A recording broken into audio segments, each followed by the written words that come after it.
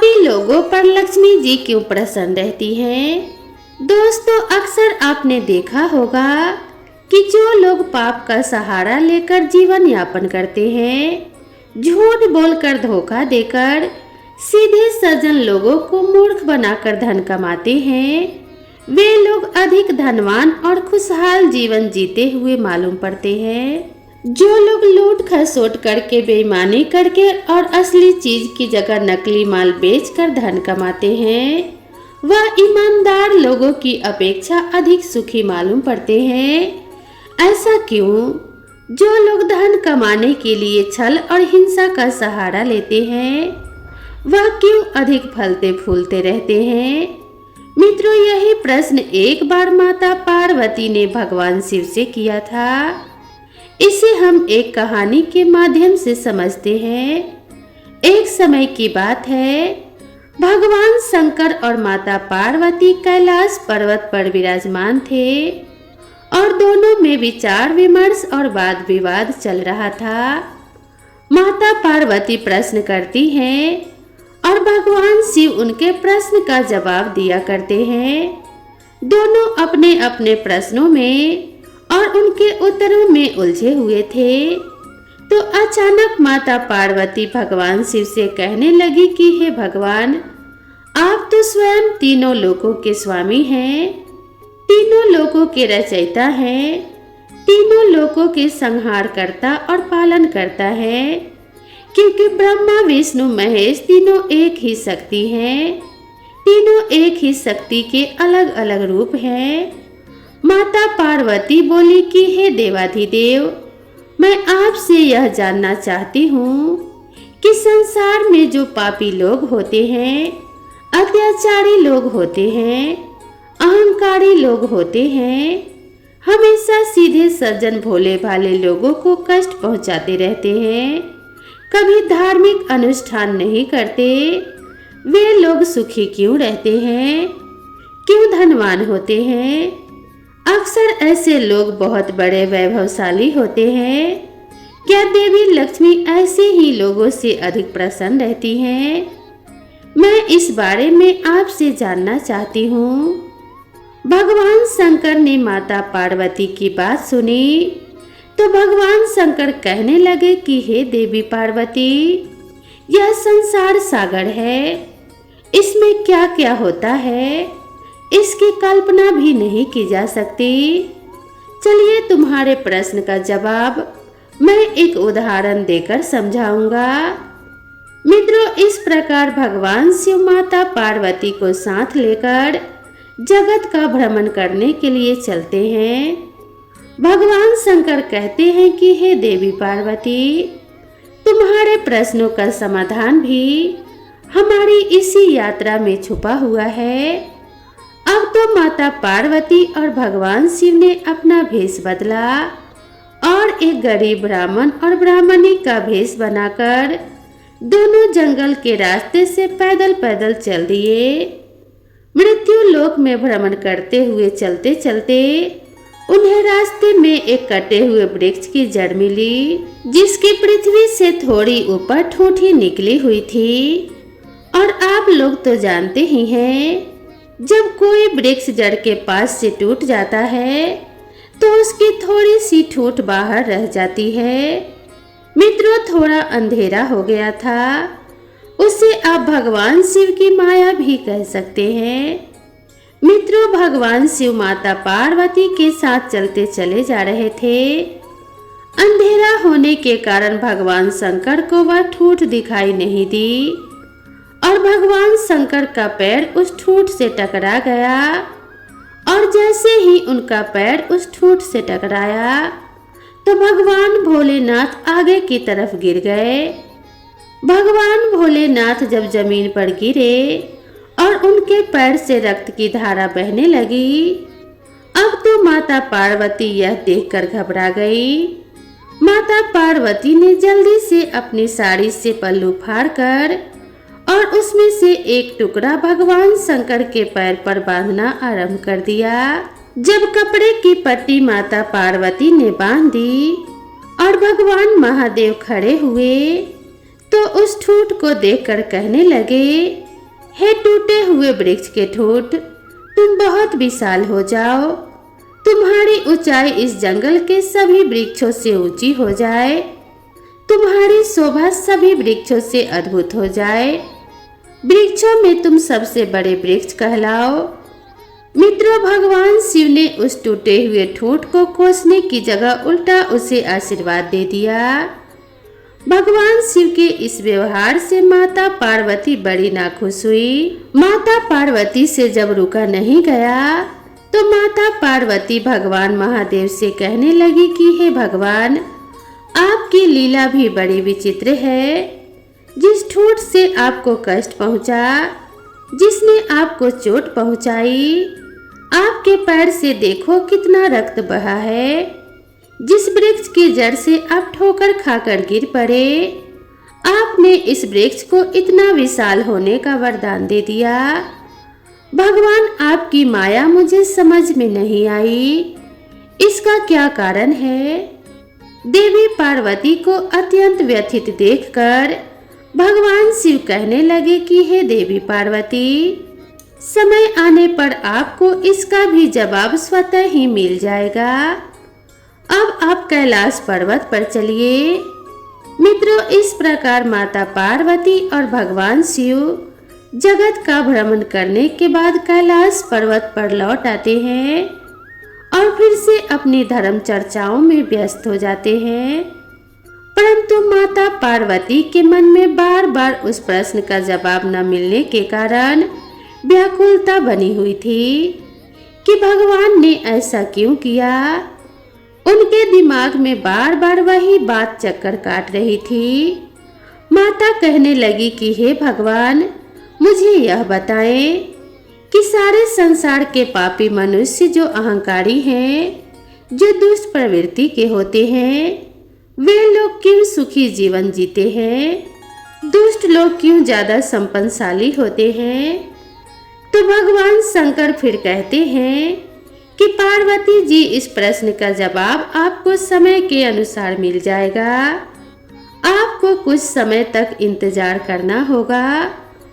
दोस्तों, इस काल में क्या होता है कि जो ठूंठ था, भगवान शंकर ने उसे विशाल होने का वरदान दे दिया था।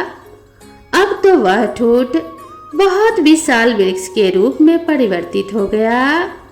वह ठूंठ से एक अंकुर फूटा और धीरे धीरे एक विशाल वृक्ष का रूप लेता चला गया। वह वृक्ष अब बहुत बड़ा हो गया था और जितने भी उस जंगल में वृक्ष थे, उन सभी वृक्षों से उसकी ऊंचाई बहुत अधिक हो गई थी। धीरे धीरे वह वृक्ष लंबी लंबी शाखों वाला और घनी छाया वाला बनता चला गया। दूर दूर तक उसकी छाया फैली रहती थी। इसी बात का उस वृक्ष को मद होने लगा। वह अपने से छोटे सभी वृक्षों को देखकर हंसता था और उनका मजाक उड़ाता था। घमंड से हर समय सर उठाए रहता था। वह न तो किसी वृक्ष से मिलकर रहता था और न ही किसी को अपने आगे कुछ समझता था। परंतु मैं आपको एक बात बताना चाहूंगी कि जो व्यक्ति जैसा होता है, वह अपने स्वभाव को कभी नहीं छोड़ता। दुष्ट व्यक्ति कभी भी अपनी दुष्टता को नहीं छोड़ता। कई बार कुछ लोग धन प्रतिष्ठा पाकर गर्व से भर जाते हैं और यह भी सच है कि फिर वे उतने ही जल्दी नष्ट भी हो जाते हैं। अचानक से अगर किसी को शक्ति मिल जाए, धन मिल जाए, तो स्वाभाविक है वह आपे से बाहर जरूर हो जाएगा। कुछ लोग होते ही हैं जिन्हें धन पद से अभिमान नहीं होता है। मित्रों, उस वृक्ष के विशाल होने के बाद अनेक प्रकार के पक्षी उस वृक्ष की लंबी लंबी शाखों पर बसेरा करना चाहते थे, लेकिन वह वृक्ष इतना घमंडी हो गया कि जो पक्षी उसकी शाखों पर बसेरा करने के लिए आते थे, उन्हें वह अपनी शाखाओं से डराकर भगाने की कोशिश करता था। कहता था कि यह पक्षी तो उसकी सारी सुंदरता को नष्ट कर देंगे, मेरे ऊपर घोंसला बनाएंगे, दिन रात मेरे ऊपर बीट करेंगे, इनके रहने से मैं दूषित हो जाऊंगा। मित्र उसके मना करने के बाद भी पक्षी उसके ऊपर अपना घोंसला बनाकर रहने लगते हैं, तो वह अपनी इस शाखा को नीचे गिरा देता था, अपने पत्तों को पतझड़ कर देता था। कई बार तो उसने पक्षियों के अंडे और बच्चों को नीचे गिरा दिया। इस बात से पक्षी लोग बहुत दुखी हुए। वे मन ही मन उस वृक्ष को कोसते थे। मित्र उस दुष्ट वृक्ष की यह करतूतें भगवान शंकर देख रहे थे। धीरे धीरे जब वसंत ऋतु का आगमन होता है, वृक्ष पूरी तरह से पतझड़ होकर फिर से नई डालियां, नए पत्ते धारण करता है। तो आप तो जानते ही हैं कि वसंत ऋतु में वृक्ष कितना सुंदर हो जाता है। अपने आप को देखकर उसका गर्व 7वें आसमान पर पहुंच गया था, क्योंकि पूरे वन में उस वृक्ष से सुंदर कोई वृक्ष नहीं लग रहा था। क्योंकि भगवान शंकर ने उसे वरदान जो दिया था, उसको विशाल होने का वरदान स्वयं महादेव ने ही तो दिया था। मित्रों, एक दिन की बात है, बहुत तेजी से आंधी आती है, एक भयंकर तूफान आता है। तूफान का वेग इतना प्रबल था कि जंगल के सारे वृक्ष भयभीत होने लगे, लेकिन वह वृक्ष अपने घमंड में चूर खड़ा था, मुस्कुरा रहा था। छोटे जितने भी वृक्ष थे, वे तो बेचारे मिलजुल कर इकट्ठे रहते थे, और वह उस जंगल में अकेला खड़ा था। उसे अपने विशाल होने पर बड़ा घमंड था। उसका बड़ा आकार होना ही उसके लिए मुसीबत बन गया था। उस तेज तूफान से वह स्वयं को बचाने में असमर्थ था। मित्रों, वही हुआ जिसका डर था। उस तेज आंधी ने उस वृक्ष को जड़ सहित पृथ्वी से उखाड़ कर फेंक दिया, और कम से कम 100 कुंतल मिट्टी उसके जड़ों से लिपट कर ऊपर आ गई। मित्रों, पूरा वृक्ष जमीन से करीब 5 फीट गड्ढा खोदता हुआ पृथ्वी पर गिर पड़ा। उसका बड़ा होना ही उसके विनाश का कारण बन गया। वृक्ष जमीन से उखड़कर जमीन पर ही औंधे मुंह गिर पड़ा।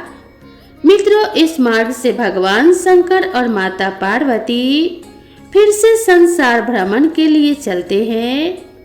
माता पार्वती को तो भगवान शंकर से अपने प्रश्न का अर्थ जानना था। इसीलिए माता पार्वती ने भगवान शंकर से कहा कि भगवान, मेरी समझ में नहीं आता कि आप मेरे प्रश्न का जवाब कब देंगे। तो भगवान शंकर कहते हैं कि हे पार्वती जी, चलो आज हम मृत्यु लोक का भ्रमण करने के लिए चलते हैं। मित्रों, इतना कहकर बातचीत करते हुए शिव और पार्वती जी साथ साथ भगवान शिव जंगल के रास्ते से चल पड़ते हैं, जिस रास्ते में वह विशाल वृक्ष जड़ सहित उखड़कर नीचे पड़ा था। भगवान शंकर और माता पार्वती उसी स्थान पर आ जाते हैं। जब उस वृक्ष को गिरा हुआ माता पार्वती ने देखा, तो भगवान शंकर से कहने लगी कि हे देवाधिदेव, आपकी लीला भी कितनी विचित्र है। देखो, यह कितना सुंदर वृक्ष है, कितना विशाल वृक्ष है। इस वन में इसके मुकाबले का एक भी वृक्ष नहीं है। यह वृक्ष सबसे बड़ा है, सबसे सुंदर है। इसकी छाया कितनी सुंदर होगी, क्योंकि यह सबसे सघन भी है। तूफान ने कितना बुरा किया जो इस वृक्ष को जड़ सहित उखाड़ कर पटक दिया है। भगवान, यह देखो, बेचारा जड़ से ही नष्ट हो गया है। इसका क्या कारण है? हे प्रभु, इस सुंदर वृक्ष को आपने इतनी अल्पायु क्यों दी? इसका क्यों समूह नाश कर दिया?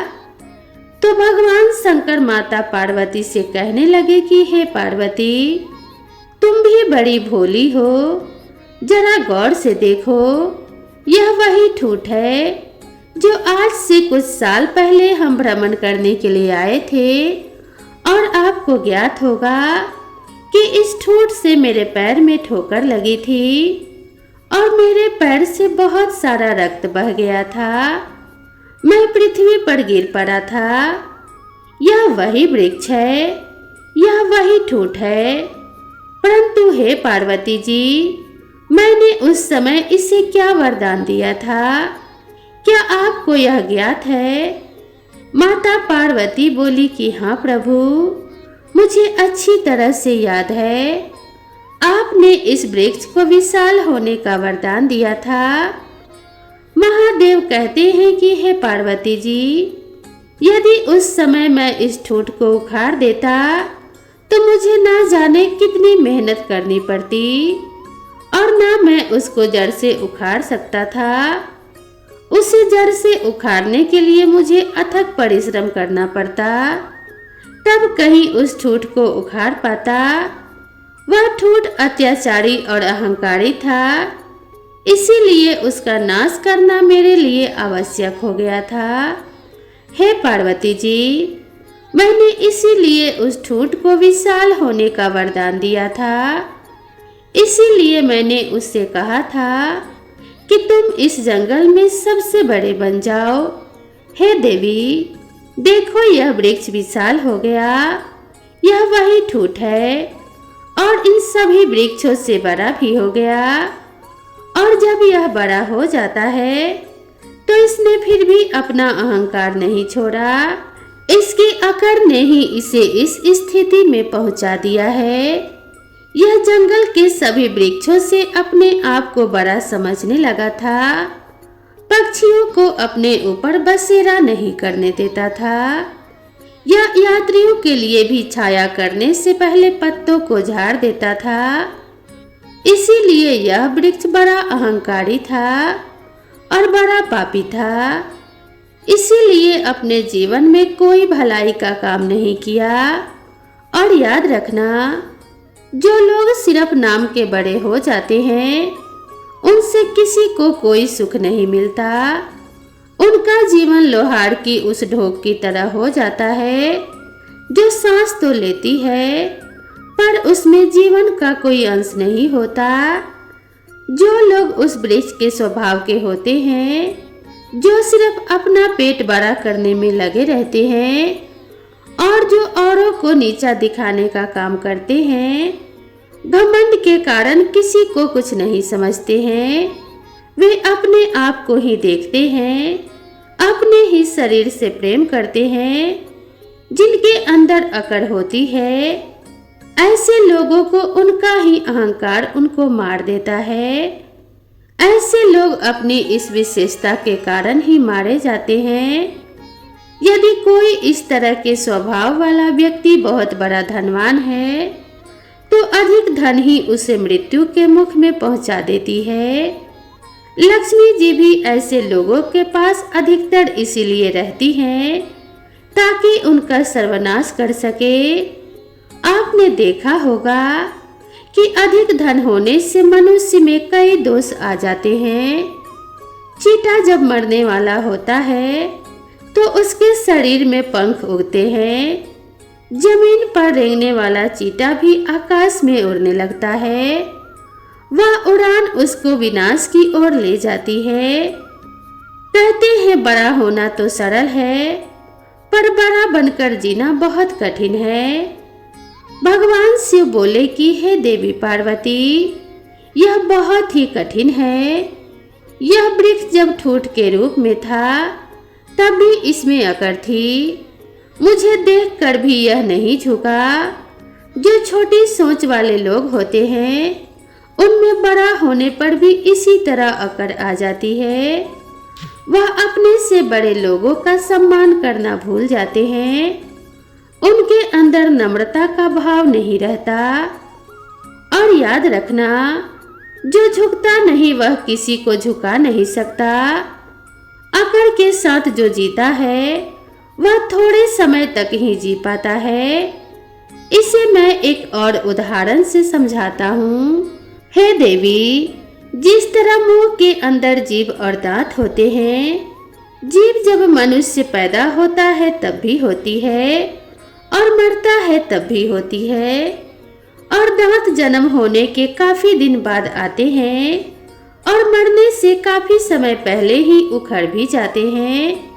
दोनों में फर्क इतना है कि जीव के अंदर नम्रता का भाव होता है, वह झुकना जानती है, इसीलिए उसकी आयु लंबी होती है और दांतों के अंदर अकड़ रहती है, इसीलिए वह बाद में आकर पहले ही चले जाते हैं।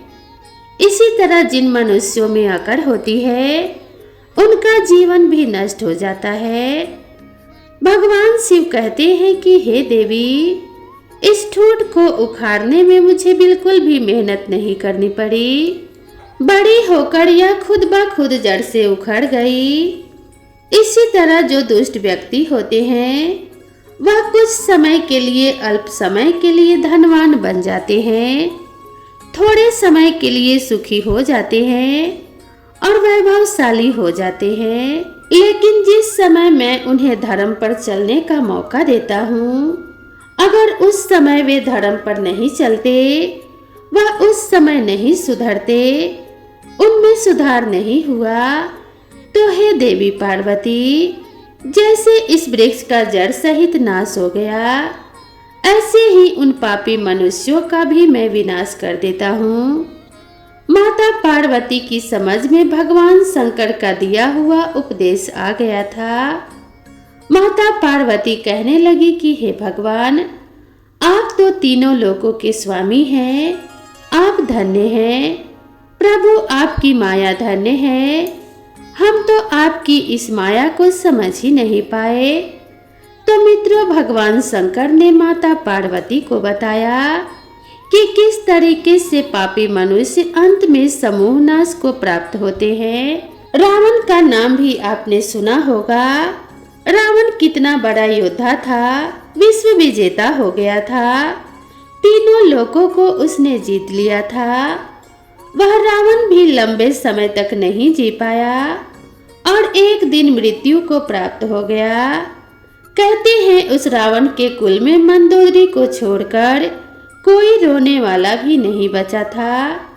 जो अहंकार में भरे हुए हैं, अपने अहंकार के सामने किसी भी व्यक्ति को तुच्छ समझते हैं, उसे नुकसान पहुंचाते हैं, किसी का दिल दुखाते हैं या किसी को कोई हानि पहुंचाते हैं, जो अत्याचार करते हैं, पापों से बिल्कुल भी नहीं डरते, अपना काम सिद्ध करने के लिए दूसरों का नुकसान भी करते हैं, वह इन्हीं मनुष्यों की श्रेणी में आते हैं।